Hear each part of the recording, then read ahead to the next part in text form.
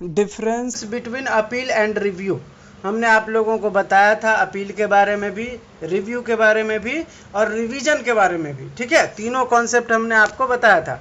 Appeal क्या होता है? जब लोअर कोर्ट कोई ऑर्डर पास करता है, ठीक है, या तो कन्विक्शन का या तो अक्विटल का। ठीक है, मान के चलिए अक्विट कर दिया या कन्विक्ट कर दिया, ठीक है, तो दोनों ही केस में सामने वाले पार्टी को जो है अपील में जाने का अधिकार होता है। ठीक है, अपील का मतलब है कि लोअर कोर्ट के किसी ऑर्डर को चैलेंज करते हैं आप ऊपर के कोर्ट में। ठीक है, अभी मैंने आज डाला था ग्रुप में सुप्रीम कोर्ट का जजमेंट का, आज देखा होगा आप लोगों ने। हाई कोर्ट लोअर कोर्ट ने डेथ पेनल्टी दिया, फांसी की सजा, उसको हाई कोर्ट ने कंफर्म भी किया था। फिर ये मैटर हाई कोर्ट में वापस से आया, फिर हाई कोर्ट ने भी कन्विक्ट कर दिया, उसने फिर से उस ऑर्डर को चैलेंज किया, अपील में गया सुप्रीम कोर्ट में। सुप्रीम कोर्ट में अपील में आया तो सुप्रीम कोर्ट ने सजा ही रद्द कर दिया, उसको बाइज्जत बरी कर दिया। तो ये होता है अपील। जब आप लोअर कोर्ट के किसी ऑर्डर को चैलेंज करके ऊपर कोर्ट में जाते हो तो उसको बोला जाता है अपील। अब उस जिस कोर्ट ने ऑर्डर दिया है, आप उसी कोर्ट में जाते हो और बोलते हो कि सर आप अपने जजमेंट को, अपने फैसले पर पुनः से विचार करें, तो इसको बोला जाता है रिव्यू।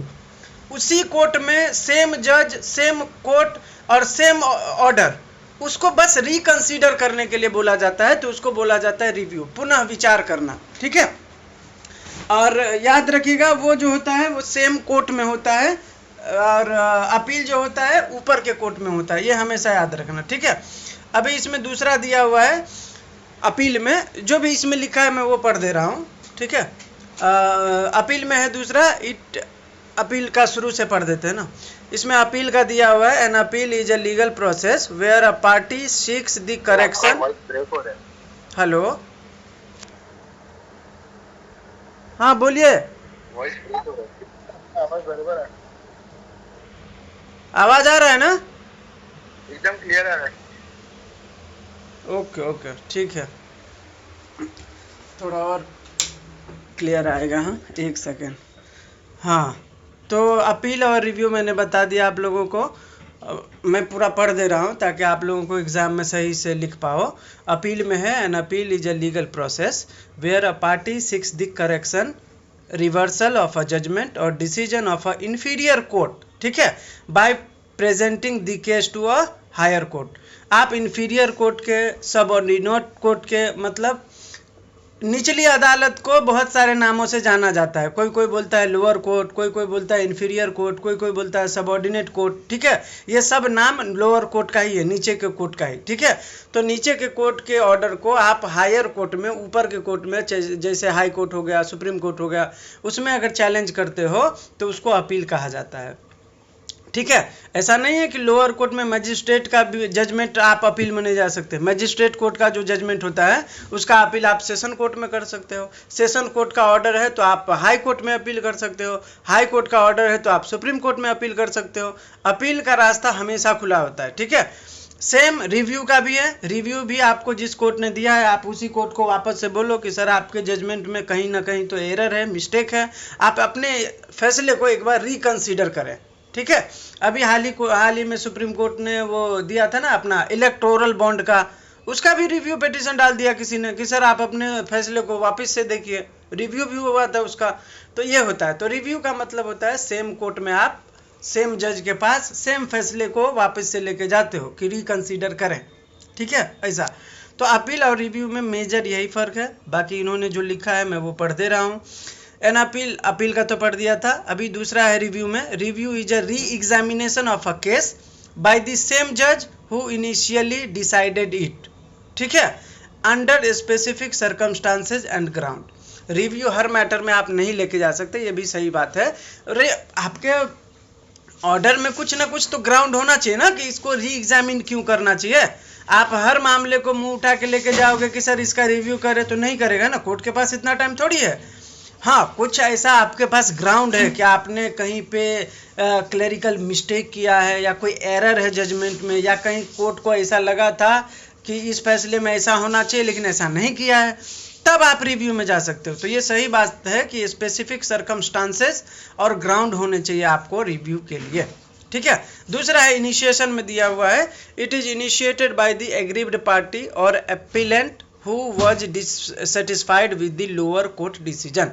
अपील जो है वो बंदा करता है, वो पार्टी करता है, ठीक है, वो एग्रीव्ड पार्टी करता है जो लोअर कोर्ट के डिसीजन से डिससेटिस्फाई होता है। सही बात है, लोअर कोर्ट के डिसीजन से अगर मैं सेटिस्फाई हूँ तो मैं ऊपर क्यों जाऊँगा, मैं डिससेटिस्फाई हूँ तभी तो ऊपर जा रहा हूँ ना, तो ये सही बात है। इसमें है रिव्यू में, it is initiated by the party dissatisfied with the judgment. सही बात है ना यार, रिव्यू में कोई क्यों जाएगा, अगर कोर्ट के ऑर्डर से वो डिससेटिस्फाई है तभी जाएगा। तो दोनों सूरत में, अपील में भी रिव्यू में भी, ऑर्डर से डिससेटिस्फाई है तो वो जाएगा ही ऊपर, ठीक है, मतलब रिव्यू में या अपील में। इसके बाद है एग्जामिनेशन के इसके अंदर, the higher court conduct a fresh examination of the entire case considering both fact and point of law. ठीक है, जब आप अपील में जाते हो तो हाई कोर्ट जो होता है, ऊपर के कोर्ट जो होते हैं, वो फ्रेश एग्जामिनेशन करता है पूरे केस का। ठीक है, पूरा केस को बारीकी से समझता है वापस से, ठीक है, कि उसमें फैक्ट क्या था और लॉ क्या था। जबकि इसमें क्या होता है रिव्यू में, the review is a more limited process compare to an appeal, focusing on specific ground such as the discovery of new evidence, mistake, ठीक है, और सफिशिएंट रीजन एनी अदर। तो ये जो होता है रिव्यू, वो स्पेसिफिक जो होता है रीजन, आपके पास जो रीजन है या आपने बताया कि मिस्टेक है, तो सिर्फ उसी को देखता है कि कहाँ पे हमारा मिस्टेक है, कहाँ पे हमने क्या बोलते हैं इसको, नया एविडेंस छोड़ दिया था, कि क्लाइंट के पास जो भी पार्टी है उसके पास कौन सा रीजन है, तो हम बस उस रीजन को टटोलते हैं। ठीक है, लेकिन अपील में क्या होता है, अपील में कोर्ट पूरा फिर से केस को रिव्यू करता है, देखता है कि कहाँ लोअर कोर्ट ने मिस्टेक किया है। तो ये अंतर है, सही बात है। अगला है स्कोप में, appeal typically involve a broader review of the case and higher court has the authority to reconsider various aspect of lower court's decision. Appeal जो है वो ब्रॉडर रिव्यू होता है किसी भी केस का। ठीक है, कोर्ट जो है पूरा लोअर कोर्ट के जो भी एस्पेक्ट होते हैं डिसीजन देने के, उस सारे को कंसीडर करता है। ठीक है, कि उन्होंने क्या क्या कंसीडर किया था। जबकि रिव्यू क्या होता है, रिव्यू पूरा केस को जो है री हियरिंग नहीं करता, वो सिर्फ वो पॉइंट को टारगेट करते हैं जिस पॉइंट के बल पर वो सामने वाला पार्टी जो है कोर्ट में आया है। ठीक है, मैंने बोला सर कुछ एरर है, तो मैं पूरा केस क्यों देखूंगा, मैं तो उस एरर को देखूंगा ना, कि जहाँ पे इसको लग रहा है कि एरर है। तो रिव्यू जो होता है स्पेसिफिक होता है, जबकि आपका अपील जो होता है एंटायर प्रोसीडिंग वापिस से चलता है, उसमें कौन सा फैक्ट है, कौन सा लॉ है, ये सब कुछ देखा जाता है। ठीक है, अगला है आपका रेमेडी क्या है दोनों में, तो it provides a remedy for setting aside revising the decree of the lower court. Appeal में जो होता है, वो अपील में अगर आप जाते हो तो कोर्ट क्या कर सकता है, ज़्यादा से ज़्यादा उस ऑर्डर को सेट असाइड कर सकता है या रिवाइज कर सकता है। ठीक है, ये पावर उनके पास होता है। जबकि रिव्यू में क्या होता है, रिव्यू में जो भी एरर होता है, ठीक है, जो एरर आपने लेके आए हो, जो मिस्टेक आप लेके आए हो, या नया कुछ एविडेंस था आपके पास वो नहीं दिखा पाए थे तो वो लेके आए हो, तो कोर्ट उसको देखते हुए आपको जो है उसमें जो भी आपका फैसला था उसको मॉडिफाई कर देता है, बस।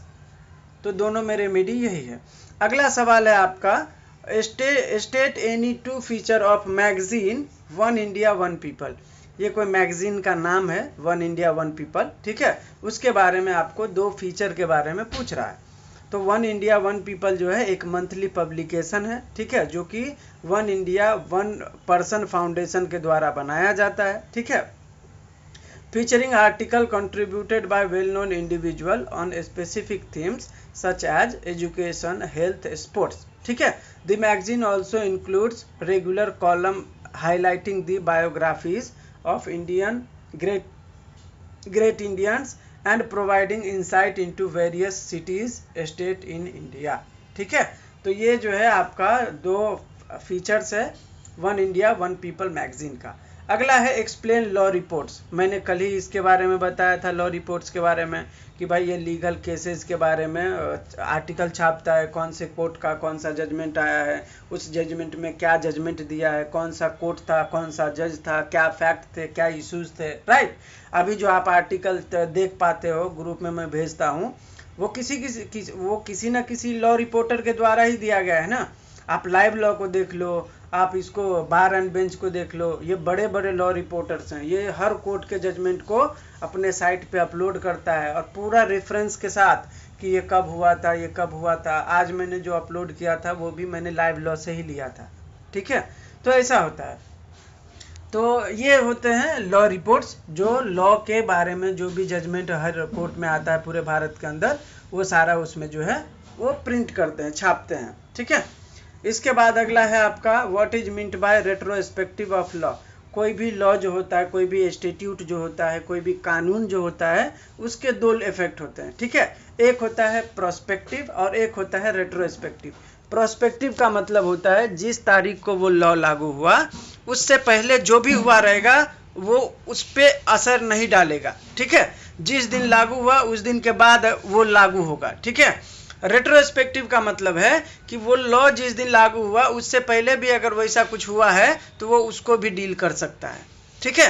तो ऐसा होता है। तो रेट्रोस्पेक्टिव इफेक्ट का मतलब होता है जो पास्ट होता है ना वो पास्ट को भी डील कर सकता है, ठीक है। और प्रोस्पेक्टिव का मतलब है कि भाई प्रेजेंट और फ्यूचर उसी दोनों को डील करेगा, याद रखना। जैसे मान के चलो एक लॉ आया जिसमें बताया गया कि मर्डर के लिए 7 साल का पनिशमेंट होगा और ये लॉ आज आया, ठीक है। तो अब कोई मर्डर करेगा तो 7 साल उसको सजा मिलेगा। उससे पहले जिसको 10 साल हो चुका है ना उसके ऊपर उसका कोई असर नहीं पड़ेगा। वो मुंह उठा के नहीं आ सकता कोर्ट में कि सर अभी तो 10 साल मर्डर का सजा 7 साल हो गया तो मेरा भी 7 साल कर दो ना, नहीं कर सकता है। क्यों? क्योंकि वो लॉ प्रोस्पेक्टिव है, वो उस दिन से लागू होगा जिस दिन से लागू हुआ उस दिन के बाद अगर कोई मर्डर करेगा तो उसको 7 साल का सजा होगा, ठीक है। जबकि अगर वो एक्ट रेट्रोस्पेक्टिव होता तो जो भी पहले जो मर्डर करके बैठे हुए हैं जेल में उसका भी सजा 7 साल हो जाता, ठीक है, भले उसको 20 साल रहा हो। तो ये होता है। तो रेट्रोस्पेक्टिव का मतलब होता है कि पास्ट में भी अगर कोई फैसले हुए हैं तो उसके ऊपर भी वो लागू हो जाता है। और प्रोस्पेक्टिव का मतलब होता है कि भाई जिस दिन लागू हुआ वो उस दिन के बाद से लागू होगा सबके ऊपर, बाकी किसी के ऊपर लागू नहीं होगा, ठीक है, ये याद रखना। अगला है आपका what is term x Partey. X Partey मैंने बताया था, कोई भी लीगल प्रोसीडिंग आप देखोगे तो कोर्ट में 2 पार्टीज होते हैं, ठीक है। और कोर्ट का ये ड्यूटी होता है कि दोनों पार्टी को सुने। यहाँ पे एक मैगजीम आता है ऑडी अल्ट्रम पार्टम, जिसका मतलब होता है हियर दी बोथ साइड, मतलब दोनों पार्टी को सुन के आपको जजमेंट देना है। अगर दोनों पार्टी को आपने फुल मौका दिया, ठीक है, और दोनों में से एक पार्टी तो आ रहा है, दूसरा पार्टी आपको नज़रअंदाज कर रहा है, आपने समन भेजा नहीं आया, नोटिस भेजा नहीं आया, ठीक है, एक बार और नोटिस भेजा नहीं आया, तो कोर्ट क्या करेगा कि भाई सामने वाला गलत है, जो आ रहा है बंदा जो एग्रीव्ड है हमको उसको तो राहत देना पड़ेगा ना। तो कोर्ट जो है उसको राहत देने के लिए एक्स पार्टे डिक्री पास कर देती है। तो एक पक्ष को सुन के जब कोई फैसला दिया जाता है तो वो एक्स पार्टे फैसला कहलाता है, ठीक है, एक्स पार्टे डिक्री कहलाता है। तो यहाँ तक किसी को कोई प्रॉब्लम नहीं है ना? है तो बोल दो, नहीं तो फिर आगे बढ़ते हैं फटाफट, ठीक है। ओके, देखो सिर्फ कॉन्सेप्ट समझो। आपको लिखना होगा ना एग्जाम में तो आप अपने लैंग्वेज में लिखो जैसे आप लिखते हो। कोई भी इंग्लिश में बहुत एक्सपर्ट नहीं होता है इंडिया में, खास करके जो बहुत पुराने लोग हैं जिसको बहुत जो कैरोलिन मैडम को इंग्लिश बहुत अच्छे से आता होगा क्योंकि इन्होंने इंग्लिश में बहुत मतलब महारत हासिल की है। हम लोग हिंदी मीडियम वाले, मराठी मीडियम वाले, कुछ जो है कुछ है, हाँ कुछ है जो इंग्लिश मीडियम में है, तो हम लोग भी टूटा फूटा इंग्लिश ही लिखे हैं। जबकि मेरा रिकॉर्ड देखना, कॉलेज में टॉप 3 में था मैं, पूरा रिजल्ट का लास्ट सेमेस्टर तक का मेरा रिजल्ट टॉप 3 में रहा है। तो जबकि मैं हिंदी मीडियम से था। तो आप अपने लैंग्वेज में अगर लिखते हो ना तो एग्जामिनर सिर्फ देखता है, और एग्जाम जब दोगे तो लिखा रहता है राइट योर ओन वर्ड, आपको जिस हिसाब से लिखना है वो लिखो, किताबी भाषा तो बिल्कुल नहीं लिखना है। तो ऐसा होता है। तो सिर्फ समझ लो कि मैं क्या बोल रहा हूँ, आप उतना लिख दोगे तो भी बहुत है, ठीक है। चलते हैं आगे। अगला सवाल है हमारा what is meant by nemo est heres viventis. ये हम लोगों ने कल किया था, मैं फिर से रिपीट कर देता हूँ। इस मैक्सिम का मतलब होता है no one is heir of a living person. देखो कोई भी मैक्सिम आएगा ना आप लोगों को, तो मैक्सिम में एक आध वर्ड सिर्फ समझने की कोशिश करना। यहाँ पे हाइरस लिखा है ना, हायरस है ना, नेमो एस्ट हायरस है, तो याद रखना कि हियर वाला होगा। तो हियर का मतलब अगर कोई बंदा नहीं है कोई बंदा है तो उसका लीगल हियर नहीं होगा, सिंपल।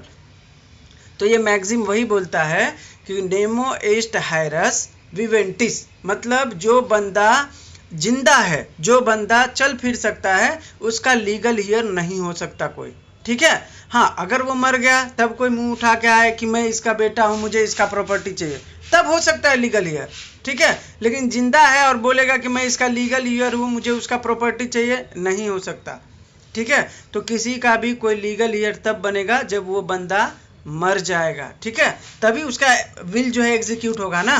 तो विल एग्जीक्यूट होगा तभी तो लीगल हियर माना जाएगा ना, ठीक है। इसके पीछे ये कारण है। अगला सवाल है आपका, state any two feature of the law magazine law teller. ये लॉ टेलर कोई लॉ मैगजीन है, ठीक है, ये चंडीगढ़ में पब्लिश होता है, इसीलिए हम लोगों को नहीं पता है इसका। तो लॉ टेलर जो है ये चंडीगढ़ में पब्लिश होता है।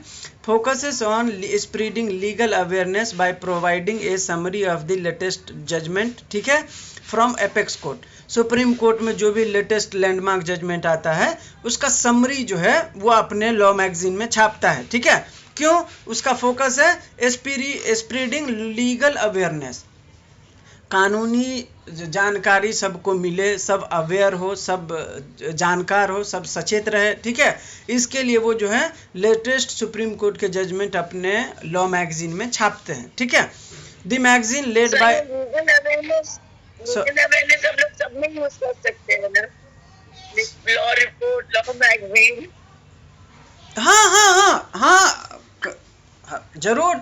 अरे कोई भी जब छापता है, जैसे लाइव लॉ छापता है, या आपका ये क्या बोलते हैं, ये अपना बार बेंच, ये सब लीगल साइट है, ठीक है। आप इस पे जाओगे तो सिर्फ जजमेंट ही है। क्यों आ रहा है कि भाई लोकल पब्लिक भी देखे। ऐसा होता तो वो सिर्फ एडवोकेट लोगों के लिए ही अपना साइट बनाता और सिर्फ एडवोकेट ही उसको एक्सेस कर पाता, बराबर। लेकिन आप जब उसके साइट पर जाओगे, टेलीग्राम का लिंक भेज दूंगा ग्रुप में, लाखों करोड़ों लोग हैं उसके साइट पर। तो क्यों है, इतने वकील तो नहीं होंगे उसमें, तो हर इंसान उनके साइट को वो एक्सेस कर सकता है, लोग देख सकते हैं। तो अवेयरनेस के लिए ही है ना, पर्पस तो सबका वही रहेगा कि भाई अवेयरनेस हो सब में। तो आप लिख सकते हो, कॉमन पॉइंट हम लोग यूज कर सकते हैं। हाँ, ये कॉमन हम लोग यूज कर सकते हैं। हाँ, कोई भी लॉ मैगजीन रहेगा ना तो वो लैंडमार्क जजमेंट को कवर करता होगा, ठीक है, लीगल अवेयरनेस को बढ़ाता होगा, एडवोकेट और पुलिस वाले जो हैं उससे लाभान्वित होते होंगे। बस ये 3-4 चीज़ें तो हर लॉ रिपोर्टर का मकसद होता है ना, कि भाई ये सब होना चाहिए ऐसा। इसके बाद अगला है आपका गिव फुल फॉर्म का है ILR, इसका है इंडियन लॉ रिपोर्ट्स। दूसरा है DMC, मैंने बुक वाला भेजा था आप लोगों को, क्वेश्चन आंसर वाला, उसमें लास्ट में पेज में देखोगे ना तो उसमें कम से कम 50-60 दिया हुआ है आपको फुल फॉर्म, ठीक है। हालांकि इसमें तो 4 ही दिया है, तो मैं आप लोगों को बोलूँगा कि एक बार वो रेफर कर लेना बुक का, ठीक है, लास्ट का। तो ILR का मतलब होता है इंडियन लॉ रिपोर्ट्स, DMC का मतलब होता है डाइवोर्स एंड मैट्रिमोनियल केसेस। इसके बाद अगला है ITR का मतलब होता है इनकम टैक्स रिपोर्ट। SCC का मतलब होता है सुप्रीम कोर्ट केस, इसमें 2 नहीं दिया हुआ है, 2 होता है, एक AIR जिसका मतलब होता है ऑल इंडिया रिपोर्टर, ठीक है, और एक होता है SCR, वो उसको बोलते हैं सुप्रीम कोर्ट केस रिपोर्ट, ठीक है। तो ये दोनों नहीं था, वो भी याद रखना। अगला है आपका शॉर्ट नोट के लिए, मैक्सिम से पूछ रहा है, मैक्सिम से एक्टस नॉन फेसिट्रियम नीसी मेंस सिट्रिया, इसका मतलब क्या होता है? तो इसका मतलब होता है the act does not make a person guilty unless the mind is also guilty. कोई बंदा है जिसको कोई अपराध करने की इच्छा नहीं है, ठीक है, उसके मन में कोई पाप नहीं है, कोई इरादा नहीं कि वो कोई कांड करे, ठीक है, लेकिन गलती से उससे हो जाता है, तो उसके लिए उसको लायबल नहीं माना जाएगा, ऐसा ये मैक्सिम बोलता है, ठीक है। जैसे मान के चलो आप गाड़ी से जा रहे थे, ठीक है, आपका इरादा नहीं था कि किसी को आपको ठोकना है, ठीक है, लेकिन अचानक से कोई आ गया और वो आपके गाड़ी के सामने आ गया, तो आपका इंटेंशन नहीं था मारने का, बराबर, तो आप वहां पे नेग्लिजेंटली आपसे हुआ है, अगर आप चाहते तो ब्रेक ले लेते हैं, या आपके पास फास्ट चलाने का अधिकार नहीं था, आप फास्ट चला रहे थे, दूसरे केस के लिए लायबल हो सकते हो आप, ठीक है, लेकिन उसके मारने के लिए आपको लायबल नहीं माना जाएगा, ठीक है, तो याद रखना। तो ये मैगजीन बोलता है कि कोई बंदा अगर उसके मन में कोई गिल्ट नहीं है और वो बिना मतलब जानबूझ के कोई कांड नहीं किया है तो उसको आप लाइबल नहीं मानोगे। The act does not make a person guilty unless the mind is also guilty. अगर मुझे किसी को मारने का इरादा नहीं था तो अगर वो गलती से मरा है, ठीक है, तो उसके लिए आप नेग्लिजेंट या अदर लॉ में पनिशेबल हो सकते हो आप, लेकिन उसको मारने के लिए आपको नहीं मिलेगा, ठीक है, ऐसा। तो गिल्टी इंटेंशन होना चाहिए, तब आप जो है अपराधी माने जाओगे। इस मैगजीन का मतलब ये है। अगला है आपका, हाँ, तो अगला है आपका, किधर गया, बेनिफिशियल कंस्ट्रक्शन। तो मैंने कल बताया था आप लोगों को मैटरनिटी बेनिफिट एक्ट, याद हो आप लोगों को। तो कोर्ट ने ये मैटरनिटी बेनिफिट एक्ट में ये बेनिफिशियल कंस्ट्रक्शन लगाया और उन्होंने ये देखा कि ये बेनिफिशियल लॉ है या नहीं है। तो महिलाओं के बेनिफिशियल के लिए बनाया गया था, तो कोर्ट ने कहा कि नहीं, तो फिर हम कंपनी को बेनिफिट क्यों पहुंचा रहे हैं संडे को छुट्टी देके, महिलाओं के बेनिफिशियल के लिए बनाया है ना, तो हम महिलाओं के फेवर में जाएंगे। तो कोर्ट ने इस एक्ट में, इस केस में बेनिफिशियल कंस्ट्रक्शन लगाया और महिलाओं के फेवर में फैसला सुनाया था। तो आप लोग ये याद रखना एग्जाम्पल, ठीक है, कि in a landmark case honourable Supreme Court has held that, ठीक है। याद रखना, अगर किसी को केस लॉ का टाइटल नहीं पता हो ना, तो आप यहाँ से शुरू कर सकते हो, इन दी लैंडमार्क केस, ठीक है, कोई भी आपको नाम नहीं याद है, कोई प्रॉब्लम नहीं है। In a landmark case honourable Supreme Court has held that, और फिर आपकी कहानी लिख दो, बस हो गया। जो एग्जामिनर होगा आपके नीचे के कंटेंट से वो सेटिस्फाई हो सकता है, ठीक है, कि हाँ कोर्ट ने ये कहा था। अब जरूरी नहीं है कि आपको केस लॉ याद ही रहे। अगर केस लॉ याद नहीं है तो ये नहीं कि नहीं यार केस का टाइटल ही नहीं याद है, छोड़ दो, नहीं। In a landmark case honourable Supreme Court has held that, ठीक है, और आप पूरा स्टोरी लिख दो, बस हो गया। सामने वाला खुश कि भाई भरा तो है पेज और लिखा भी अच्छा है। केस का टाइटल जो एग्जामिनर होता है उसको भी नहीं पता होता है, ठीक है, वो पेपर लेके बैठते हैं कि भाई कौन से सवाल में कौन सा केस लॉ है, तो याद रखना, ठीक है। तो मैंने जो ये मैटरनिटी वाला बताया था स्टोरी, आराम से छाप देना, जहाँ भी बेनिफिशियल का है मस्त चिपका देना उसको, ठीक है, कि कोर्ट इसने इस फलाने केस में जो भी नाम है या नाम नहीं याद है तो XYZ केस में सुप्रीम कोर्ट का मतलब फैसला था कि ऐसा ऐसा होना चाहिए। तो आप एग्जाम्पल के साथ लिख सकते हो, ठीक है। इसके बाद अगला है आपका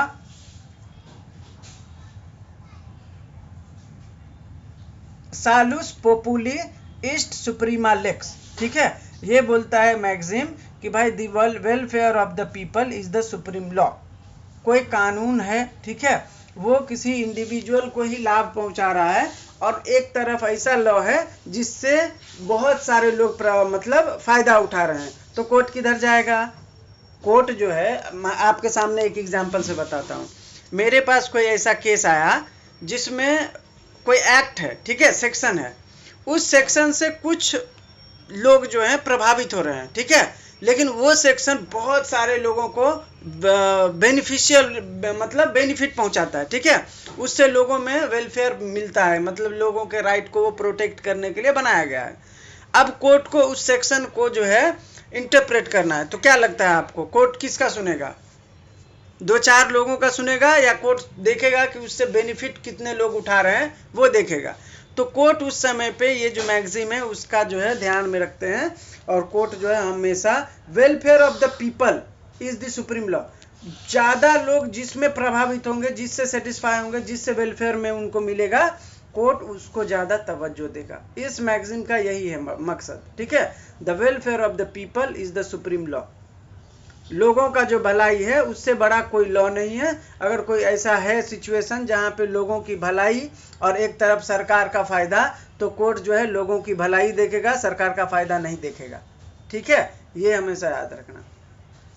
अगला है आपका मैक्सिम नेमो टेनेटुर सिप्सम एक्यूजारे, ठीक है, इसका मतलब है no one is bound to accused himself. यह आर्टिकल 20 सब आर्टिकल 3 में भी बताया गया है कि किसी भी बंदे को अपने आप को अपराधी साबित करने के लिए बाध्य नहीं किया जा सकता, ठीक है। तो ये जो मैगजीम है ये वही बोलता है कि भाई आप कोई भी बंदा अपने आप को अपराधी कहने के लिए बाउंड नहीं है। जब आप कोर्ट में जाओगे, मैं आप लोगों को कोर्ट प्रोसीडिंग बताया था कि भाई एफआईआर होगा, कोई अपराध होगा, एफआईआर होगा, एफआईआर के बाद पुलिस इन्वेस्टिगेशन करेगा, इन्वेस्टिगेशन के बाद पुलिस अपराधी को पकड़ के कोर्ट लाएगा, ठीक है। कोर्ट जब लाता है तो कोर्ट सबसे पहले अपराधी को पूछता है, ठीक है, कि यह अपराध का आरोप आपके ऊपर लगा है, क्या बोलते हो आप, सही है? अगर वो बोलता है तभी कोर्ट आगे बढ़ेगा, नहीं तो पहले क्लियर करेगा कि इसका आरोप जो है, इसके ऊपर लगा आरोप सही भी है या नहीं है। फिर पुलिस से एविडेंस मांगेगा कि किस आधार पर तुम उसको अरेस्ट किए हो, राइट।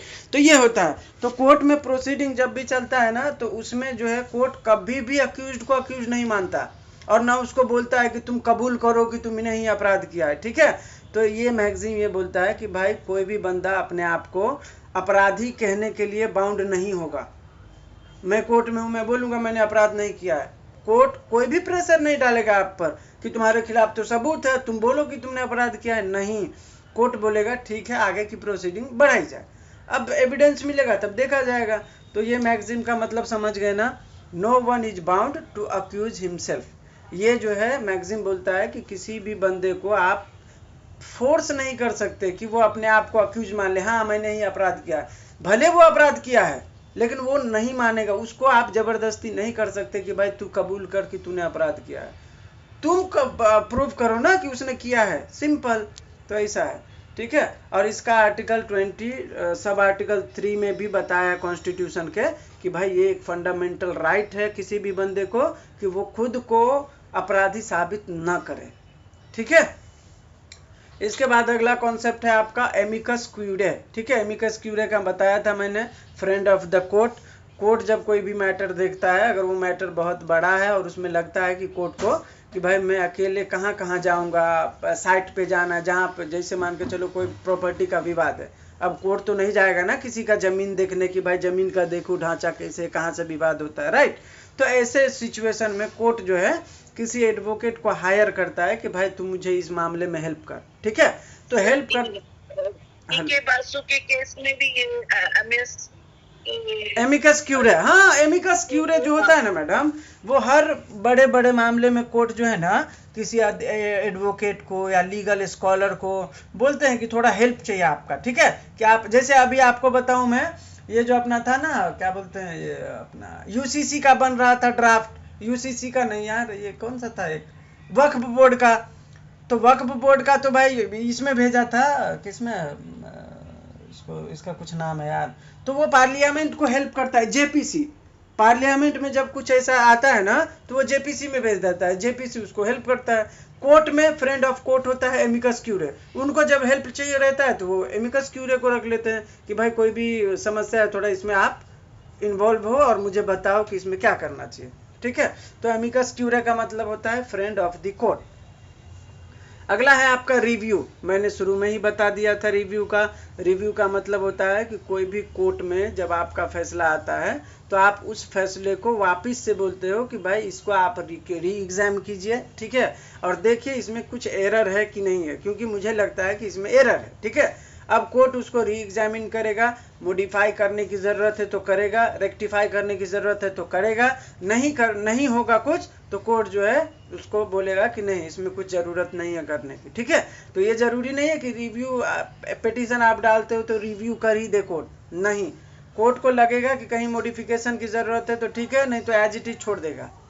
तो रिव्यू का मतलब होता है कि पुनः उसी कोर्ट में जाना, उसी ऑर्डर को कि भाई आप फिर से इसको रीचेक करें। अगला है आपका explain the meaning of law. Law के बारे में पूछ रहा है। तो in jurisprudence law is a rule prescribed by society for the government of human conduct, ठीक है।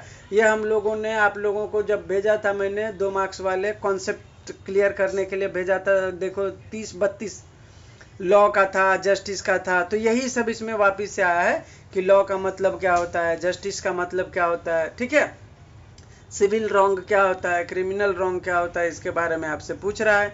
दोनों में डिफरेंस पूछ रहा है। तो मैं बता दूं, सिविल रॉन्ग जो होता है वो किसी इंडिविजुअल के खिलाफ होता है, क्रिमिनल रॉन्ग जो होता है किसी सोसाइटी के खिलाफ होता है। सिविल रॉन्ग का एग्जाम्पल है ब्रीच ऑफ कॉन्ट्रैक्ट, डिफेमेशन, ठीक है। जबकि क्रिमिनल रॉन्ग का डिफिनीशन है थेफ्ट, एग्जाम्पल है, ठीक है। कोई वायलेंस कर रहे हो आप या आपने रॉबरी किया, तो ये सब क्रिमिनल रॉन्ग का जो है एग्जाम्पल है। इसके बाद जो है सिविल रॉन्ग में जो है रेमेडी जो मिलता है, lead to remedy like monetary damages, ठीक है, और इंजंक्शन। तो सिविल रॉन्ग में आपको रेमेडी के तौर पे डैमेजेस मिलेगा, कॉम्पनसेशन मिलेगा, इंजंक्शन मिल सकता है कि भाई उसको रोक दिया जाए। जबकि सिविल क्रिमिनल रॉन्ग में क्या होता है, आपके ऊपर फाइन लगाया जा सकता है, जेल भेजा जा सकता है आपको, ठीक है। इसके बाद सिविल रॉन्ग में जो है बर्डन ऑफ प्रूफ किसके ऊपर रहता है, तो balance of probabilities standard to prove loss और डैमेजेस। तो मतलब बेसिकली सिविल रॉन्ग में जो पार्टी डैमेज क्लेम कर रहा है ना उसके ऊपर रहता है, जबकि बर्डन ऑफ प्रूफ में, ये क्रिमिनल रॉन्ग में बर्डन ऑफ प्रूफ जो होता है proof beyond reasonable doubt for conviction. मतलब किसी भी बंदे को कन्विक्ट करना है आपको तो बियॉन्ड रीजनेबल डाउट करना पड़ेगा, ठीक है। मतलब कोई भी बंदा है और अगर एक छोटा सा भी डाउट आ गया तो उसको कन्विक्ट नहीं कर सकते आप। आज का जो मैंने फैसला भेजा था ग्रुप में वीडियो बना के, वो रीजनेबल डाउट वहाँ पे क्रिएट हो गया था। सीसीटीवी फुटेज में कोर्ट को लगा कि नहीं यहाँ तो एरर है, फिर लास्ट सीन थ्योरी था उसमें भी कोर्ट को एरर लगा, ठीक है। तो इसके लिए उस बंदे को अक्विट कर दिया था कोर्ट ने, ठीक है। तो यही है आपका सिविल रॉन्ग और क्रिमिनल रॉन्ग का डेफिनेशन और बर्डन ऑफ प्रूफ और रेमेडी। अगला है कैविएट इम्पटोर। कैविएट इम्पटोर का मतलब क्या होता है, तो कैविएट इम्पटोर का मतलब होता है लेट द बायर अवेयर, ठीक है। हमने शुरू में जब लेक्चर शुरू किया था तो मैंने बताया था आप लोगों को कैविएट इम्पटोर का कि मान के चलो मैं एक एसी लेने जा रहा हूँ मार्केट, ठीक है। अब एसी वाले को मैंने कुछ बताया नहीं कि मेरा घर कितना बड़ा है, मुझे कितना महंगा एसी चाहिए, कितना कूलिंग होगा। हाँ ये जो मैक्सिमम है ना वो आगे बढ़ूं? हाँ सर आगे बढ़ो। हाँ तो आप मतलब बेसिकली बोल रहा है कि जब आप कुछ गुड्स खरीदते हो तो ये आपकी भी जिम्मेदारी है कि वो चेक करके लें, केयरफुली लें, ठीक है। ये बाद में ये नहीं बोल सकते हो कि भाई इसका क्वालिटी खराब है, क्वांटिटी खराब है, नहीं। आप जब लेते हो तो ये आपकी भी ड्यूटी है कि आप उसको जांच परख करके लो, ठीक है। तो यही बोलता है कैविएट इम्पटोर। अगला है आपका रिस्पोंडेंट सुपीरियर। रिस्पोंडेंट सुपीरियर का मतलब है वही वाइकेरियस लाइबिलिटी वाला, ठीक है, कि भाई जो भी मास्टर होगा वो लाइबल होगा। मेरे एम्प्लॉयमेंट में मैं ड्राइवर के साथ कहीं जा रहा हूँ, ठीक है। अब ड्राइवर के पीछे मैं बैठा हूँ, ड्राइवर मेरा ठोक दिया किसी को, तो वहाँ पे जिम्मेदार मैं रहूँगा, क्यों? क्योंकि मैं मालिक हूँ, वो नौकर है, ठीक है। तो रिस्पोंडेंट सुपीरियर मतलब सुपीरियर जो होगा वो रिस्पोंड करेगा, सिंपल, ठीक है, भले उसकी गलती हो या ना हो, ऐसा। अगला है आपका explain the meaning of conviction and writs. Writs, ये सवाल गलत है। रिट्स कन्विक्शन नाम का कुछ भी नहीं होता, या तो कन्विक्शन होता है या रिट्स होता है, ठीक है। तो कन्विक्शन का मैंने बता दिया था कि जब कोर्ट जब फाइनल आर्ग्यूमेंट हो जाता है तो कोर्ट अपना फैसला सुनाता है। फैसले में कोर्ट किसी को कन्विक्ट कर सकता है या अक्विट कर सकता है। तो जैसे आज मैंने बताया था आप लोगों को, सुप्रीम कोर्ट ने उसको अक्विट कर दिया, ठीक है। अगर सुप्रीम कोर्ट चाहता तो कन्विक्शन बरकरार रख सकता था, ठीक है। तो ये होता है कन्विक्शन। कन्विक्शन का मतलब होता है कि इसके ऊपर दोष सिद्ध हो गया है, ठीक है, अब इसको सजा दिया जाएगा। तो कन्विक्शन का मतलब दोष सिद्धि, कि भाई तुमने अभी तक हमने जो भी फाइनल आर्ग्यूमेंट तक पाए हैं उसके हिसाब से दोषी आप ही हो, आपका पूरा संलग्न है इसमें केस में, ठीक है, तो हम आपको अपराधी मानते हैं। तो जैसे ही कन्विक्शन हुआ तो मतलब वो अपराधी है और उसको अब सजा सुनाया जाएगा, ठीक है। तो कन्विक्शन का मतलब अपराधी साबित हो जाना। और अगला है आपका रिट्स। तो मैंने बताया था रिट जो होता है फंडामेंटल राइट को प्रोटेक्ट करने के लिए एक वेपन का काम करता है। रिट्स जो होते हैं 5 टाइप के होते हैं, ठीक है। पहला होता है हेबियस कॉर्पस, दूसरा होता है मैंडेमस, तीसरा होता है प्रोहिबिशन, चौथा होता है सर्च्योरारी और पांचवा होता है को वारंटो, ठीक है। हेबियस कॉर्पस का मतलब होता है कि कोई भी बॉडी, अगर किसी बंदे को आपने इलीगली डिटेन किया है, किसी घर में बंद कर दिया है, ठीक है, एग्जाम्पल बताता हूँ। मेरे घर पर कोई आया मिलने मेरे से और मैंने उसको अपने घर पे बंद रख दिया, बंद करके रख लिया, ठीक है। अब उसको मैं छोड़ ही नहीं रहा हूँ। तो अब उनके माँ बाप को पता चलेगा कि मैं फलाने आदमी को घर में बंद करके रखा हूँ, मैं नहीं छोड़ रहा हूँ, तो वो सीधा हाई कोर्ट में हेबियस कॉर्पस का रिट डालेगा कि मेरे बेटे को फलाने आदमी ने बंद करके रखा है। ये किसी कोई भी कर सकता है बंद। सुप्रीम ये पुलिस ऑफिसर भी अगर इलीगल किसी को अरेस्ट करके अपने चौकी में जमा करके रख देता है उसको, तो भी आप लगा सकते हो, ठीक है। तो ऐसा बंदा जो कोई भी बंदा किसी को अगर इलीगली डिटेन करके रखा है, बंद करके रखा है, तो उस मामले में आप हेबियस कॉर्पस लगाते हो, ठीक है। मैंडेमस का मतलब होता है वी कमांड, मतलब कोई भी बंदा है, सरकारी ऑफिसर है और वो अपनी ड्यूटी को नहीं कर रहा है फुलफिल, ठीक है। तो उस परिस्थिति में आप सुप्रीम कोर्ट या हाई कोर्ट में रिट ऑफ मैंडेमस लगाते हो कि आप इस अथॉरिटी को कमांड कीजिए कि वो अपना काम करे। मैं रोड से जा रहा था, रोड पे बहुत सारे पाथ होल थे, ठीक है, जिसके कारण मेरा 2 बार एक्सीडेंट हो गया। मैं तीसरी बार उस अथॉरिटी से जाके मिला कि भाई तुम्हारा काम है ये रोड बनवाओ, नहीं बनाया बीएमसी। मैं सीधा गया हाई कोर्ट में, हाई कोर्ट ने ऑर्डर दिया बीएमसी को कि भाई वो पाथ होल तुम्हारा काम है, तुम्हारी ड्यूटी है, करो उसको, फटक से काम हो जाएगा, ठीक है। तो इसका मतलब होता है इस रिट का कि वी कमांड, तुम अगर अपना काम नहीं करोगे तो मैं जो बोल रहा हूँ वो तुमको करना है, ये होता है, ठीक है। तीसरा होता है प्रोहिबिशन। प्रोहिबिशन का मतलब होता है कोई भी लोअर कोर्ट अपनी जुरिस्डिक्शन के ऊपर जाकर कोई मैटर जो है डील करने लगता है, ठीक है। तो उस केस में आप ऊपर के कोर्ट में जाके बोलो कि सर इस कोर्ट को ये अथॉरिटी ही नहीं है इस मामले को देखने का, ठीक है। वो जुरिस्डिक्शन के ऊपर जाकर ये मामला देख रहा है, तो सिर्फ देख रहा है, तो उस मामले में आप प्रोहिबिशन लगाते हो और कोर्ट जो है उसको प्रोहिबिट कर देता है कि ना ना ना ना, रुक रुक रुक, इस मामले को मैं देखूंगा, तुम नहीं देखोगे, ठीक है। तो कोर्ट उसको देखने से पहले ही रोक देता है, तो प्रोहिबिशन हो गया। अब मान के चलो कोर्ट ने फैसला भी सुना दिया था, एक तो कोर्ट का जुरिस्डिक्शन नहीं था, कोर्ट अपने जुरिस्डिक्शन से ऊपर जाकर वो मामला देख भी लिया और फैसला भी सुना दिया।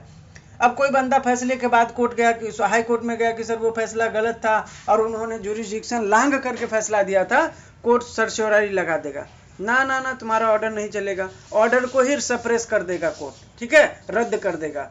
तो उसमें होता है सर्च्योररी। लास्ट रिट है को वारंटो। को वारंटो का मतलब होता है बाय व्हाट अथॉरिटी, तुमको किसने ये अधिकार दिया कि तुम ये काम कर रहे हो। मैंने एक एग्जांपल दिया था ट्रेन का, ट्रेन में कोई टीटी है, वो टिकट चेक करता है तो चलता है। अब कोई हवलदार आ गया, बोलता है आपको टिकट दिखाओ, क्यों दिखाओगे आप, तुम टीटी हो क्या?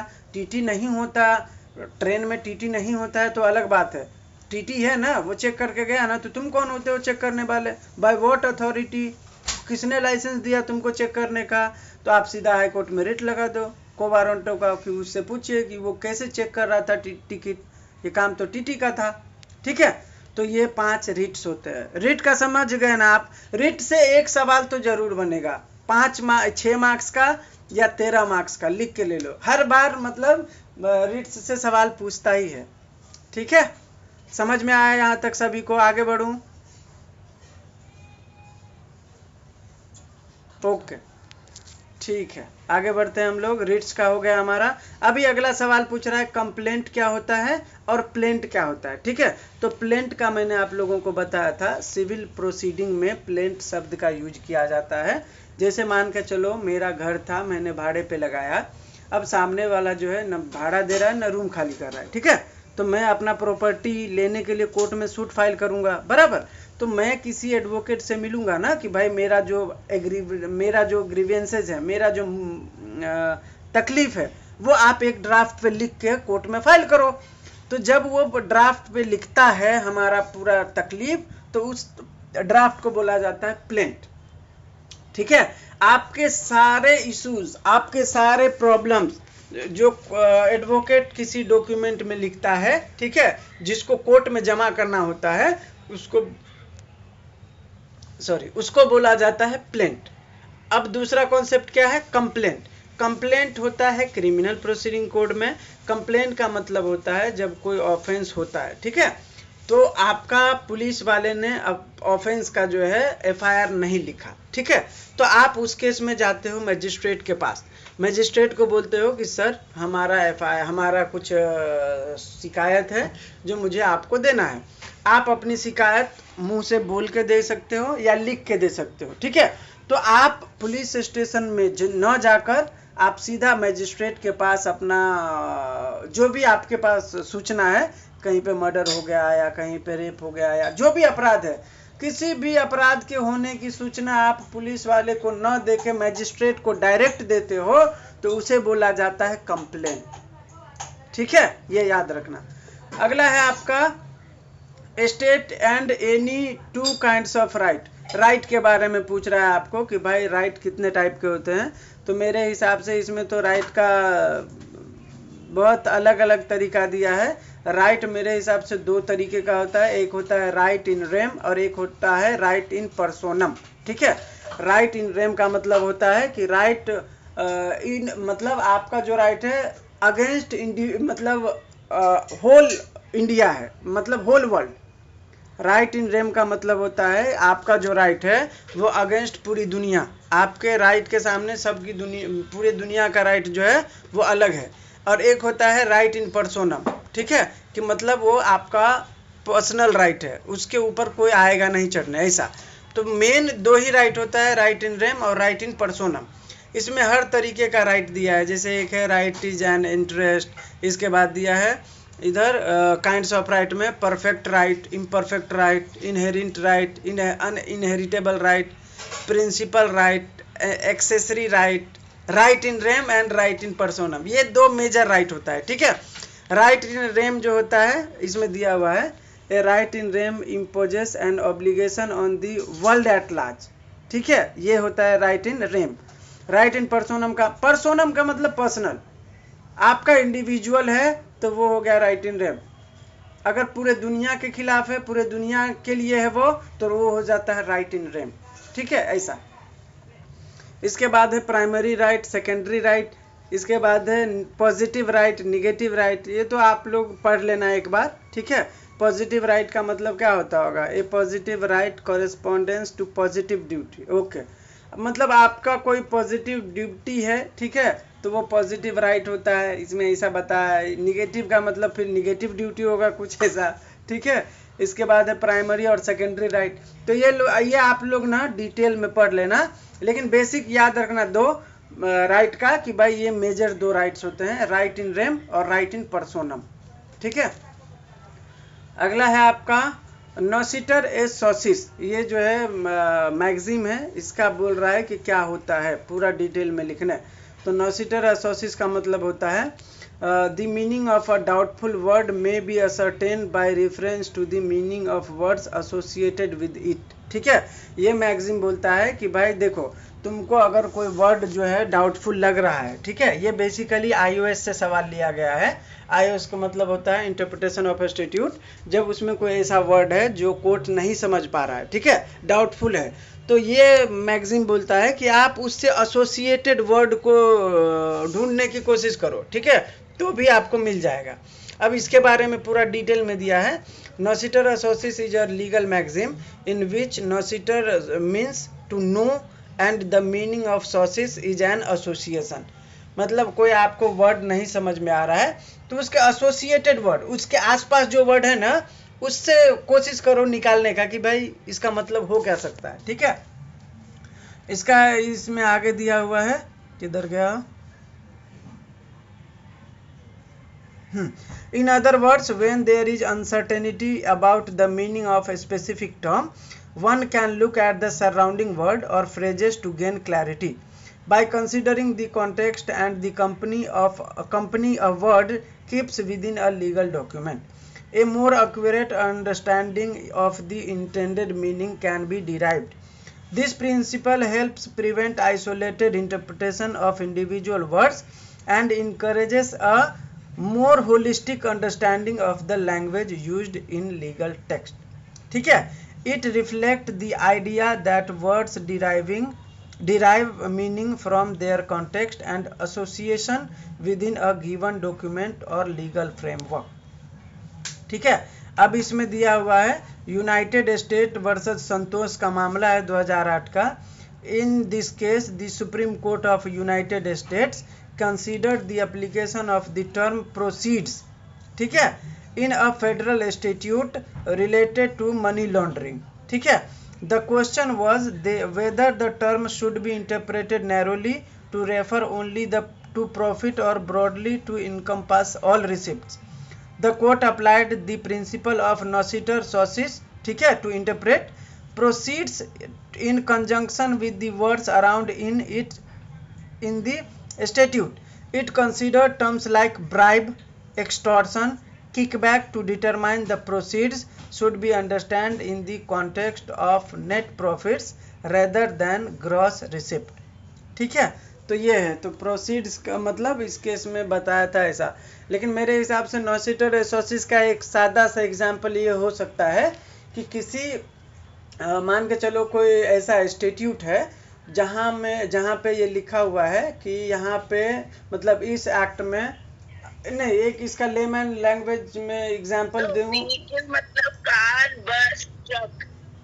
अगर आप कैट, डॉग लेंगे तो एनिमल, ऐसे उनको एसोसिएट करना पड़ता है। करेक्ट। नहीं, अभी इसका एग्जांपल मुझे भी याद आया था। जैसे मान के चलो कहीं पे लिखा है कि यहाँ पे आप कार 4 व्हीलर पार्क नहीं कर सकते, ठीक है, या कोई ऐसा कार पार्क नहीं कर सकते, तो आपको एसोसिएट करना है। मतलब वहाँ पे कार का मतलब कोई जैसे लिखा है यहाँ पे कि मोटर व्हीकल पार्क नहीं करना है, ठीक है, तो अब उससे एसोसिएटेड वर्ड आपको ढूंढना है कि भाई यहाँ पे वो लागू हो सकता है या नहीं लागू हो सकता है, ऐसा।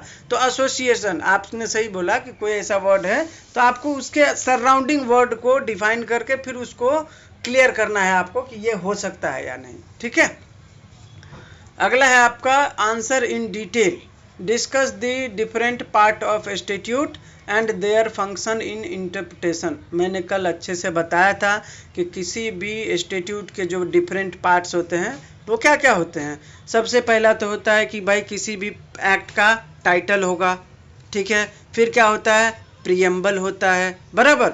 इसके बाद क्या होता है, आपका हेडिंग होगा, फिर क्या होगा, सेक्शंस होगा, सेक्शन के अंदर और क्या हो सकता है, तो इलस्ट्रेशन होगा एग्जाम्पल के लिए, राइट। अगर कुछ उसमें एक्सेप्शन है तो एक्सेप्शन भी हो सकता है, मार्जिनल नोट्स होते हैं, राइट। तो ये सब क्या है, ये सब किसी भी स्टैट्यूट के पार्ट्स होते हैं, ठीक है। अब इसका फंक्शन क्या होता है, हेडिंग है तो वो उस कॉन्सेप्ट को क्लियर करता होगा, प्रीएम्बल है तो वो क्या बताता है, पूरे एक्ट का पर्पज बताता होगा कि भाई ये मैं क्यों बना रहा हूँ, बराबर। इसके बाद कोई सेक्शन है तो सेक्शन में जो भी वर्ड है उसको वो डिफाइन करता होगा। एक्सप्लेनेशन है तो एक्सप्लेनेशन क्या करता होगा, एक्सप्लेन करता होगा, राइट। एग्जाम्पल्स हैं तो एग्जाम्पल का इलस्ट्रेशन है तो वो क्या बताता होगा, उदाहरण बताता होगा कि भाई आपको ऊपर वाला नहीं समझ में आ रहा है तो देखो ये ऐसा बताना चाह रहा है, राइट। एक एग्जाम्पल देता हूँ, सेक्शन 302 में लिखा हुआ है मर्डर।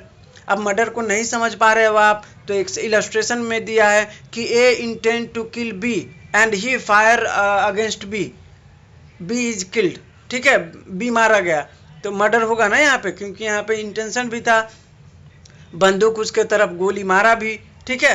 तो आपको इलस्ट्रेशन से समझ आ गया कि मर्डर ऐसे होता है, तो इलस्ट्रेशन आपको हेल्प करता है समझने में, ठीक है। तो इस तरीके से आपको पार्ट्स भी लिखने हैं, तो पार्ट्स तो याद ही रख, अगर पार्ट्स आपको याद हो गए ना तो आप हमेशा लिख सकते हो, कभी भी पूछेगा तो।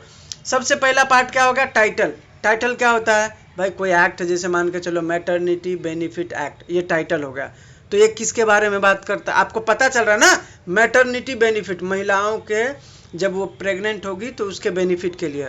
ऑब्जेक्ट आपको समझ में आया, उसके अंदर क्या आप खोलोगे तो क्या रहेगा, प्रीएम्बल, ये एक्ट क्यों बनाया गया, फिर आगे खोलोगे तो क्या रहेगा, हेडिंग्स, चैप्टर वाइज, बराबर। उसके बाद क्या रहेगा, सेक्शंस, किस सेक्शन में क्या रहेगा, फिर उसमें क्या रहेगा नीचे, इलस्ट्रेशन, ठीक है। उसके बाद क्या रहेगा, एग्जाम्पल, ये एक्सेप्शन, अगर कब कब आप किसी को मारोगे तो मर्डर नहीं होगा, राइट, तो एक्सेप्शन भी होता है। तो ये सब चीज़ें आपको क्या बताता है, कुछ ना कुछ तो बताता है ना। तो आप सिर्फ ये इंटरनल पार्ट याद रखना, जैसे ही उसको लिखोगे ना आपको अपने आप याद आता जाएगा। टाइटल, अरे टाइटल मतलब ये कहानी, मैटरनिटी बेनिफिट, बराबर। फिर क्या है, प्रीएम्बल, क्या क्यों बनाया गया था, महिलाओं के सशक्तिकरण और उनके विकास के लिए, ऐसा, ठीक है। तो आप इंग्लिश में ऐसे लिख सकते हो आराम से। फिर क्या आएगा, हेडिंग्स आएगा, सेक्शंस आएगा, इलस्ट्रेशन आएगा, एक्सप्लेनेशन आएगा, एक्सेप्शन है तो एक्सेप्शन आएगा। तो ये भी सवाल एक बनने के 100% चांस है, ठीक है, इसीलिए मैं इसको अच्छे से डिफाइन करके बताया किसी को कोई डाउट है?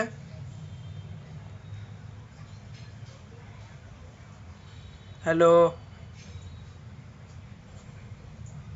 क्लियर ना? ओके, अगला सवाल लेते हैं। अगला सवाल है आपके ओके सर। हाँ, अगला सवाल है आपके स्क्रीन पर। Explain with illustration the primary rule of interpretation. देखो, मैंने आप लोगों को बताए थे कि भाई इंटरप्रिटेशन के मेजर 3 रूल होते हैं, ठीक है, उसी को प्राइमरी रूल कहा जाता है। 3 रूल कौन कौन से मैंने बताए थे आप लोगों को? पहला है लिटरल रूल, दूसरा है गोल्डन रूल, तीसरा है मिस्चिफ रूल, बराबर। तो अगर आपको प्राइमरी रूल पूछे इंटरप्रिटेशन के लिए तो ये 3 रूल जो है प्राइमरी माना जाता है, ठीक है। तीनों रूल में प्राइमरी सबसे पहला होता है लिटरल रूल। ये रूल बोलता है कि किसी भी वर्ड को अगर आप अनक्लियर है उसको क्लियर करना चाहते हो तो आप लिटरल वर्ड मीनिंग निकालो, मतलब प्लेन जैसा है वैसा ही। आप अपना दिमाग उसमें मत लगाओ कि 18 साल लिखा है तो 17 साल 9 महीना भी चल जाएगा 18 में, नहीं। 18 है मतलब आपको प्लेन मीनिंग निकालना है, 18 मतलब 18, अपना दिमाग नहीं लगाना। लिटरल रूल, ठीक है। दूसरा है गोल्डन रूल। गोल्डन रूल बोलता है कि भाई जहाँ पे भी आपको लगता है कि ये वर्ड अनक्लियर है तो आप अपने दिमाग से लगता है कि यहाँ पे ये वर्ड फिट बैठता है तो आप अपने दिमाग से कर सकते हो उसको, ठीक है। ऐसा नहीं है कि आप अपना दिमाग नहीं लगाओ। आप किसी भी वर्ड को, कोई वर्ड अब्सर्ड है, ठीक है, या एम्बिग्विटी है किसी वर्ड में, तो आप अब उसको, उस वर्ड का जो है मीनिंग निकाल सकते हो। आपको जहाँ तक अपना दिमाग लगाना है लगा सकते हो, ठीक है। तीसरा है मिस्चिफ रूल। तो मिस्चिफ रूल का बताया था। मिस्चिफ रूल में क्या होता है कि आपको उस एक्ट को बनाने के इंटेंशन को पहले ढूंढना है कि भाई इससे पहले कौन सा एक्ट था, उस एक्ट में क्या खामियां थी जिसके कारण ये बनाया गया, उस खामियों को इस एक्ट में दूर किया गया या नहीं किया गया, कौन सा पर्टिकुलर वर्ड उस एक्ट में था जो इसमें नहीं है, ठीक है, क्या ये एक्ट इस पर्पज को फुलफिल कर रहा है या नहीं कर रहा है। तब आप अपना दिमाग लगाओ और तब देखो कि आपको उस वर्ड का मतलब निकल रहा है या नहीं निकल रहा है, ठीक है। ये 3 रूल जो है बहुत मेजर है। बाकी रूल्स आप नहीं लिखोगे तो कोई प्रॉब्लम नहीं है, ठीक है। 3 रूल बहुत फेमस है इस एक्ट का, ठीक है। बाकी अगला है सेकेंडरी रूल में आता है, एजस डेम जेनरिस, नॉसिटर एसोसिस, ये सब सेकेंडरी रूल में है। नॉसिटर एसोसिस बोलता है एसोसिएटेड वर्ड को जो है आप निकाल सकते हो। एजस डेम जेनरिस बोलता है कि भाई कोई भी वर्ड है, ठीक है, तो उसको सेम तरीके से आप निकालो। जैसे कोई वर्ड है, जैसे ट्रक है, तो आप समझ लो कि ये ट्रक क्या है, कार है। 4 व्हीलर है तो आप दूसरा 4 व्हीलर ले लो, तीसरा 4 व्हीलर ले लो। तो एजस डेम जेनरिस का मतलब होता है सेम वर्ड, आपको वैसे ही वर्ड से उसको क्लियर करना है, ठीक है। नॉसिटर एसोसिस बोलता है आप उस वर्ड के आसपास के वर्ड को एसोसिएट करके निकालोगे। ये 2 मेजर और जो है रूल ये हो सकता है, ठीक है, अगर पूछिएगा अलग से तो। बाकी प्राइमरी रूल पूछे तो वो 3 ही लिखना है आपको, ठीक है, उससे ज़्यादा मत लिखना। अगर अलग से आपसे पूछे कि एजस डेम जेनरिस रूल क्या होता है, तो एजस डेम जेनरिस बोलता है कि कोई भी वर्ड आपको अनक्लियर है तो आप सेम टाइप के कोई भी वर्ड ले लो। जैसे कार लिखा है कहीं पे, आपको नहीं समझ में आ रहा है यार यहाँ कार का मतलब क्या है, आप ट्रक ले लो, मोटरसाइकिल ले, मतलब कार का मतलब क्या, मोटर व्हीकल होना चाहिए और 4 उसके व्हील होने चाहिए, बराबर, और व्हीकल में आना चाहिए, तो कार भी हो सकता है, ठीक है। तो ऐसा, तो मोटर का कोई भी व्हीकल होगा तो वो सेम काइंड में आएगा। तो ये बोलता है एजस डेम जेनरिस। और नॉसिटर एसोसिस बोलता है कि भाई कोई भी वर्ड है तो उसके एसोसिएटेड वर्ड से आप उसको जो है निकाल सकते हो। जैसे कोई वर्ड है, फायर आर्म है, ठीक है, तो फायर आर्म का एसोसिएटेड वर्ड क्या हो सकता है, डेंजरस वेपन हो सकता है ना। फायर आर्म क्या होता है, किसी को गोली मारो मर जाएगा, तो फायर आर्म डेंजरस वेपन तो हो सकता है ना। तो ये तो ऐसा है। तो कोई भी वर्ड अगर नहीं क्लियर है तो उसको एसोसिएट करके किसी दूसरे वर्ड से उसका मतलब निकालो, तो ये होता है नॉसिटर एसोसिस। अगला सवाल है आपका, explain objective of general clause act. तो ये मैंने आप लोगों को कल भी बताया था कि ये एक्ट जो है किसी भी अदर एक्ट में कोई ऐसे प्रोविज़न है जो डिफाइन नहीं किया गया है तो ये एक्ट उसको प्रोविज़न प्रोवाइड कराता है, ठीक है। कोई एक्ट में डेफिनीशन नहीं है तो इसमें डेफिनीशन के बारे में बताया गया है, ठीक है। ऑब्जेक्टिव कुछ दिया है, मैं पढ़ देता हूँ आप लोगों को। Objective of General Clauses Act to consolidate and extend the general clause of previous act like General Clauses Act, ठीक है, to provide general definition and rules of construction, ये मैंने बता दिया था कि भाई ये definition वगैरह सब provide कराता है. To establish general principle related to effect of repeal, exercise of power, construction of rules, इस सब के बारे में भी ये एक्ट बताता है, ठीक है. ये एक्ट आगे बताता है to shorten the language of central act by providing common definition, ठीक है. इस एक्ट में बहुत सारे ऐसे डेफिनेशन हैं, अगर किसी एक्ट में आपको समझ में नहीं आ रहा है तो आप इस एक्ट को पलटो, उसमें आपको डेफिनेशन मिल जाएगा, ठीक है. तो ऐसा, तो यही सब है एक्ट, इसका जो है पर्पज है. अगला सवाल है व्हाट इज लॉ रिपोर्ट. मैंने आपको शुरू में ही बताया था कि लॉ रिपोर्ट जो है जजमेंट वगैरह जो है वो प्रिंट करता है, छापता है. इसमें जजमेंट का पूरा डिटेल होता है, किस कोर्ट में जजमेंट मिला, कौन से जज के द्वारा ये जजमेंट दिया गया, केस का फैक्ट क्या था, पार्टीज कौन कौन थे, इशू क्या था, ये सारी जानकारी लॉ रिपोर्ट जो है अपने इसमें छापता है, याद रखना, ठीक है. इसके बाद अगला है आपका, किधर गया, डिस्कस फैक्ट, इशू, आर्ग्यूमेंट और गाइडलाइन और in any of the following. ये बोलता है अरुणा साहब शानबाग का केस है, आपको 5-6 केस लॉ दिया है और बोलता है कि भाई किसी भी एक केस का आप फैक्ट और इशू और आर्ग्यूमेंट जो है हमें बताएं, ठीक है. तो आपको मैं अरुणा शानबाग का पढ़ के बताता हूँ. इसमें पहले आपको इंट्रो लिखना है, ये सबसे अच्छी, ये जो पार्ट देखा मैंने इसका बहुत मस्त मुझे लगा. सबसे पहले आपको इंट्रो लिखना है, ठीक है. इसके बाद फैक्ट लिखना है, फिर इशू लिखना है और जजमेंट. सबसे पहला केस लॉ है Aruna Shanbaug versus Union of India. Introduction है the case of Aruna Ramchandra Shanbaug versus Union of India and others is landmark judgment delivered by the Supreme Court of India. It addresses critical legal issues surrounding euthanasia, specifically passive euthanasia, and sets for the guideline for a situation where individuals are in a permanent vegetative states. Fact इस case का क्या था? The fact Aruna Ramchandra Shanbag is a nurse had been in a persistent vegetative state for 37 years. She was sexually assaulted in 1973. Which resulted in severe brain damage. Aruna was being cared of at Kem Hospital in Mumbai, where she required constant life support. Issue: the primary issue before the court was whether passive euthanasia should be permitted in cases where an individual is in permanent vegetative state.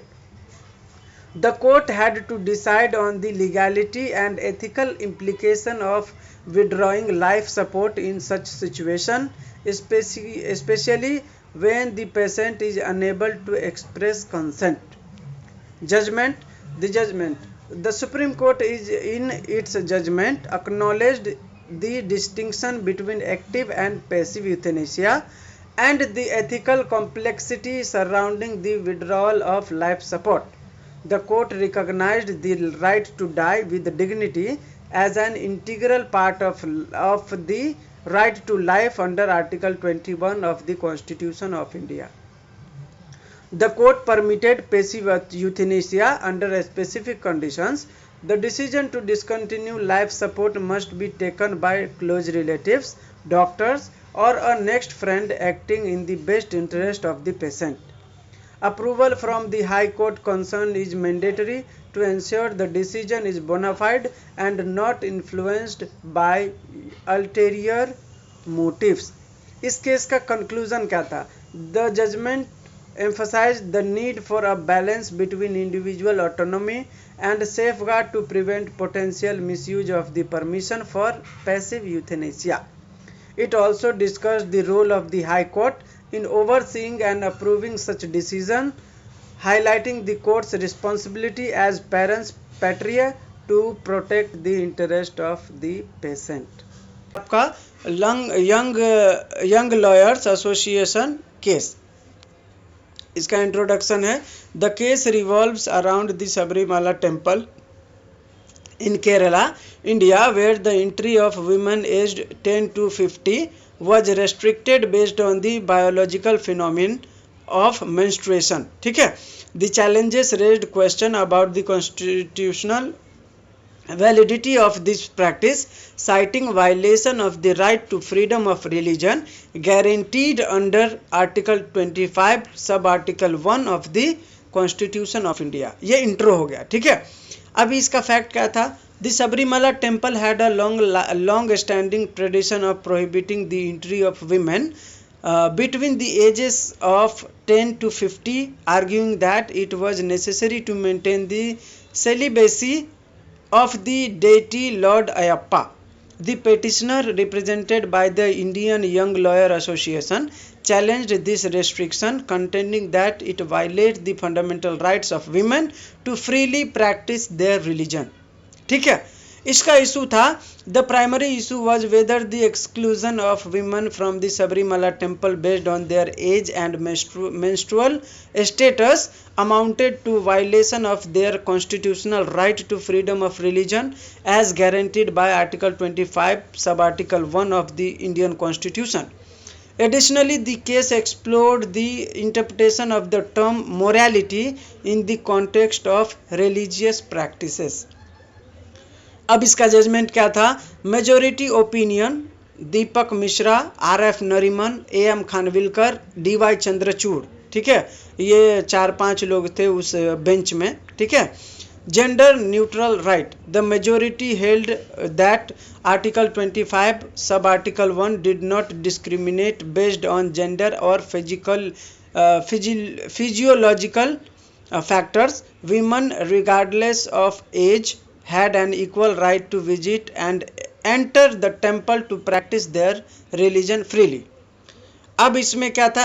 Intra faith parity. The right to practice religion is not only about interfaith parity but also about intra faith parity. Excluding women from the temple violates their right to worship and practice Hindu religion. Interpretation of morality. The term morality under Article 25 sub Article 1 should be understood in the context of constitutional morality and public order. Morality and health should not be used as pretext to restrict the freedom to practice religion. Dissenting opinion. उसमें एक जज थी इंदु मल्होत्रा, उनका अलग opinion रहा होगा. ठीक है. Religious diversity. Upholding the religious diversity of the country, the dissent argued that courts should not interfere with the essential religious practices of a community unless they are pernicious or oppressive like sati. Judicial review of religious belief. Courts should refrain from determining the validity of religious beliefs and practices, leaving it to religious community to decide. The issue of what constitutes an essential religious practice should not be decided by the community itself. अब इसका conclusion क्या था. Religious denomination क्या था इसका. disagreed with the majority on the classification of Sabrimala devotees as a religious denomination, suggesting that this was a mixed question of fact and law, better suited for determination by civil court. Conclusion क्या निकला इसका. The judgment reflect a complex interplay between individual rights, religious practices and constitutional principle. While the majority emphasized gender equality and constitutional morality, the dissent underscored the importance of preserving religious diversity and avoiding judicial interference in matters of faith. ठीक है. मतलब इस case में ये case क्या था, वो Lord Ayyappa के मंदिर में महिलाओं को का प्रवेश जो था निषेध था. ठीक है, कि महिलाएं इसके अंदर नहीं आ सकती हैं. तो इसके ऊपर ये जो यंग लॉयर एसोसिएशन है उन्होंने PIL डाला कि ये गलत है ना, महिलाओं को अधिकार मिला है अंडर आर्टिकल 25 सब आर्टिकल 1. ठीक है, तो महिलाओं को आप कैसे रोक सकते हैं. तो कोर्ट ने भी यही माना. ठीक है, मेजोरिटी ओपिनियन था कि जेंडर न्यूट्रल राइट होना चाहिए, मंदिर में कोई भी जा सकता है. ठीक है, तो यही है बस। इसके कुछ मतलब कुछ लोगों ने इसका विरोध भी किया कि भाई उनका वो पर्सनल मामला है, तो कोर्ट को इसमें इंटरफेयर नहीं करना चाहिए था, ठीक है, कम्युनिटी के ऊपर छोड़ देना चाहिए था कि भाई उनको क्या करना है, ऐसा कुछ इसमें था। अगला है जोसेफ सीने केस। जोसेफ सीने केस का तो मैंने बता दिया था कि कोई अडल्ट्री वाला केस है। पहले क्या होता था, जब कोई शादीशुदा महिला है या पुरुष है, अगर उनके साथ कोई और शादीशुदा मर्द या महिला अगर रहता है या कुछ फिजिकल ऐसा होता है, तो वो उसके ऊपर केस कर सकता था और सामने वाला जो मर्द होता था वो जेल चला जाता था, ठीक है। तो कोर्ट ने माना कि नहीं यार, उस महिला का भी अधिकार हनन हो गया, आप उसको जो मर्द पसंद है उसके साथ वो रह सकती है, बराबर। और उस मर्द का क्या दोष था, जो उस औरत के साथ रह रहा था, तो वो जेल क्यों जाए, ठीक है। तो कोर्ट ने उस एक्ट को ही अनकॉन्स्टिट्यूशनल माना था और उसको हटा दिया था। जोसेफ सीने केस, इंट्रोडक्शन है। द केस ऑफ जोसेफ सीने versus Union of India brought before the Supreme Court of India challenges the constitutional validity of Section 497 of Indian Penal Code, which deals with the offence of adultery. The petitioner Joseph Sine argues that the provision is discriminatory, particularly against women, and violates fundamental right enshrined in the Constitution of India. Fact: the petitioner contends that Section 497 of IPC, which talks about adultery, treats married women as the property of her husband and establishes classification based on outdated historical context from 1860.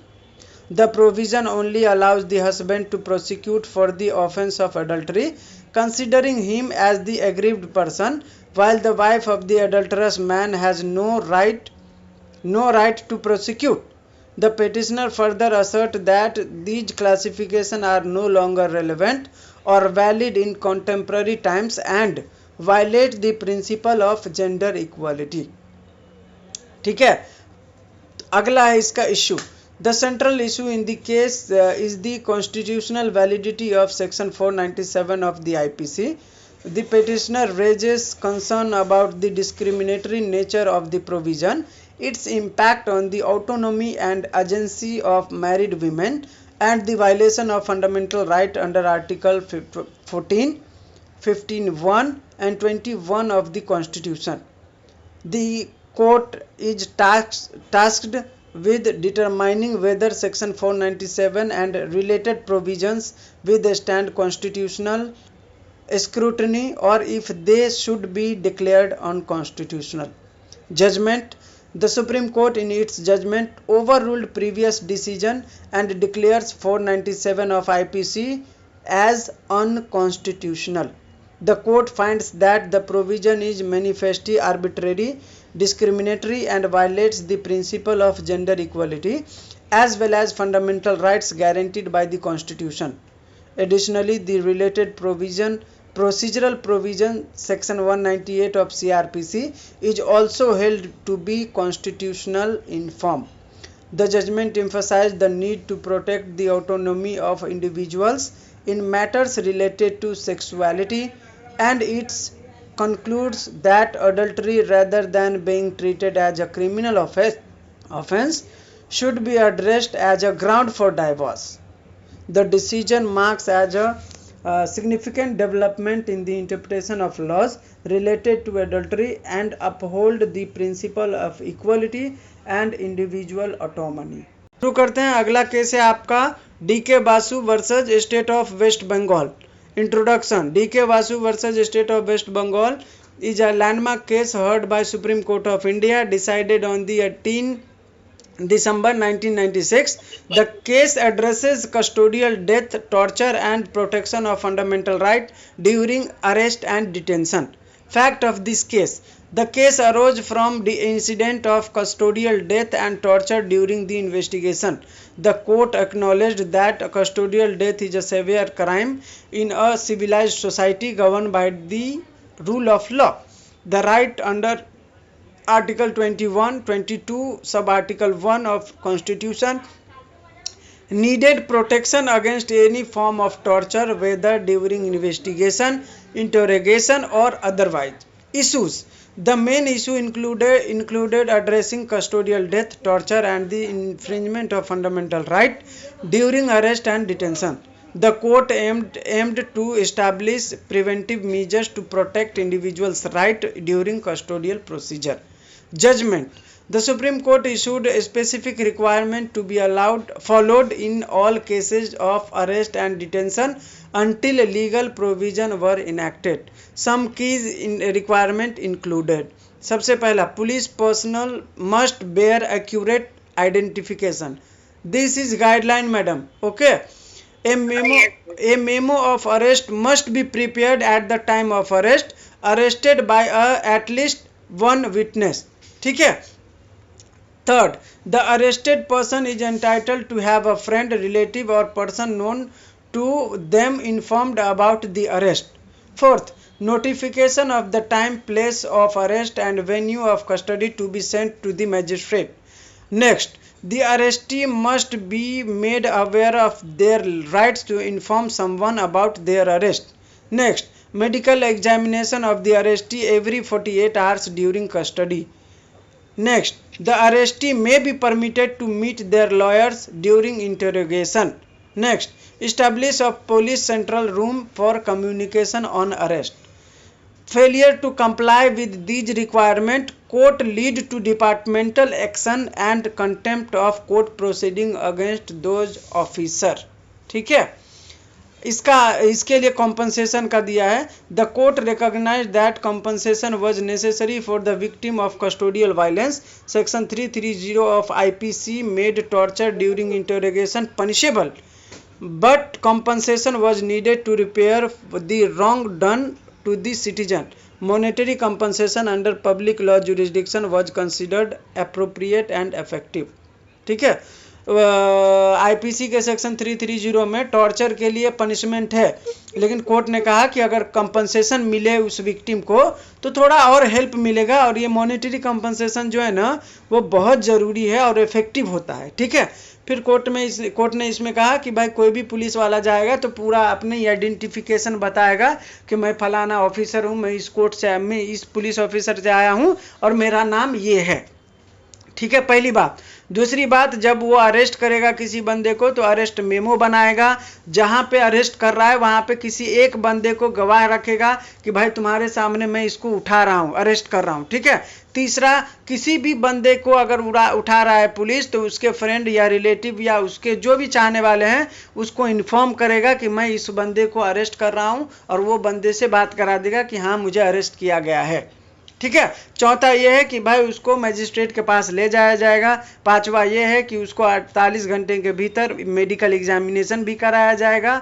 अगला ये है कि भाई कोई भी lawyer से अगर उसको मिलना है तो उससे मिलने दिया जाएगा. ठीक है.